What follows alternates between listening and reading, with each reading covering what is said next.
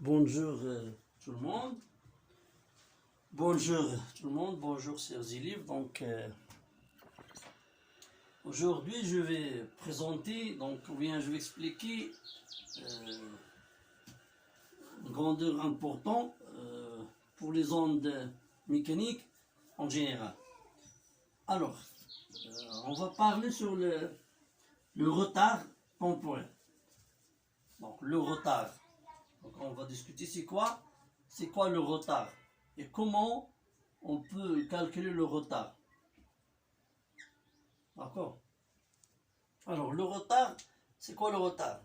Par exemple, on a dans un milieu, par exemple, ça c'est la source S, la source de l'onde mécanique.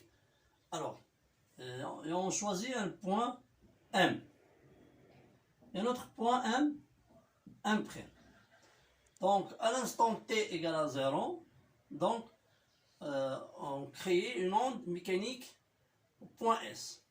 Donc, après, à l'instant Tm, donc l'onde arrive au point M. Mais à l'instant Tm', l'onde arrive, à l'instant Tm' arrive au point M'.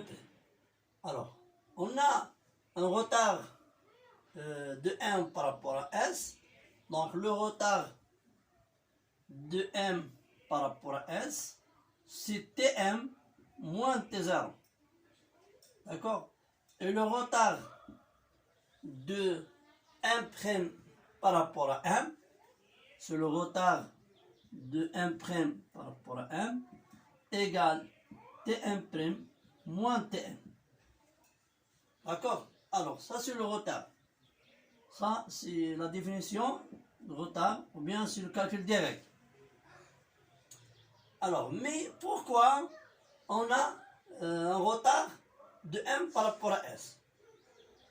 Parce que, pourquoi on a le retard? D'accord? Pourquoi on a le retard? Parce que on a une distance de M par rapport à S. Distance de M par rapport à S. On a une distance Sm. D'accord? Et on a la distance Sm. Donc l'onde arrive, ou bien elle se propage avec une vitesse.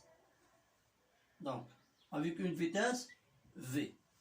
Alors, si la distance plus grande, alors le temps plus important. Le temps plus important. Si la vitesse plus petite, donc elle se déplace lentement, donc le temps plus grand. C'est-à-dire que le retard et la distance sont proportionnels, mais la distance, le retard et la vitesse est inversement proportionnel. C'est-à-dire on peut définir que le temps, c'est quoi? C'est la distance Sm sur V. D'accord? Ça c'est le retard. Ça c'est le retard de M par rapport à S. Le retard de M par rapport à S. Ça c'est exprimé en mètres. Ça c'est mètres par seconde. Alors, donc le temps exprime par seconde. Alors, mais il faut faire attention que il y a une relation entre la distance et la vitesse. C'est-à-dire que l'onde se propage, ou bien l'onde parcourt la distance Sm avec une vitesse V. Quand on part sur la vitesse, donc toujours, il faut comprendre, ou bien il faut savoir dans quel milieu. Dans quel milieu. Pourquoi? Parce que la vitesse, c'est une caractéristique des milieux. Maintenant, chaque milieu a une vitesse donnée. Alors, on va citer des exemples, bien des trucs donc, pour calculer le retard. Alors, par exemple, on prend l'exemple des ondes sonores. Les ondes sonores, bien ultrasonores. Alors, par exemple, on a ici, c'est l'air. D'accord? La vitesse de propagation des ondes sonores dans l'air, c'est presque 340 mètres par seconde. Donc, on a deux situations. Donc, on peut mettre l'émetteur ici et le récepteur ici. Donc, on a une distance L. Alors, on a un retard de R par rapport à E. Donc, le retard, c'est quoi le retard? C'est la distance entre les deux, hein, divisé par la vitesse de propagation. D'accord? La vitesse de l'air, ici. Alors, une autre situation, ça c'est une situation simple. Par exemple, on a ici l'air, et ça, par exemple, on a un métal. Alors, mais on met ici un récepteur, un émetteur E, donc qui émet l'onde, d'accord? Ici comme ça, et un récepteur ici R. Un récepteur R.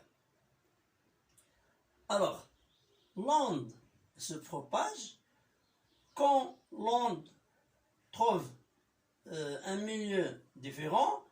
Une partie de cette onde continue à propager, mais une autre onde se réfléchit. On a la réflexion ici. D'accord? Alors, ça à l'instant, ça c'est à l'instant, donc on a un retard ici. Donc on a de l'angle L, c'est la distance L. Alors, le retard de l'émission plus le retard de réception, ça, il y a un retard taux. Donc, pendant cette durée, bon, l'onde parcourt la distance de L avec une vitesse V. Avec une vitesse V. C'est-à-dire, l'onde parcourt une distance de L. Donc, il arrive ici, puis elle se réfléchit jusqu'à ici. Donc, ça, c'est, il parcourt 2L avec une vitesse V. Maintenant, on prend un autre exemple. Un autre exemple ici. Par exemple, on va changer le milieu ici. D'accord? On va changer le milieu. Alors, on prend par exemple deux milieux. Alors, et on a dit que la vitesse, elle dépend du milieu de propagation. Ça, c'est la distance, par exemple, L. Ça, c'est la distance D. D'accord? Alors, et on met un récepteur émetteur ici. Alors, puis, donc, on met ici, ou bien ici, alors on met ici, donc, récepteur R. D'accord? Ça, c'est l'air, V de l'air. Ça, c'est par exemple le métal. D'accord? Notre milieu, ça, c'est VM. Alors, donc, on va voir un retard de 1 par rapport à E. Donc, l'onde, donc, il a besoin, une durée pour revient au récepteur R. Alors, donc le retard ici de R par rapport à E, on a deux milieux, donc on a deux retards. C'est le retard dans l'air, plus le retard dans le métal. On a deux retards ici. Parce qu'on a deux milieux, on a deux retards.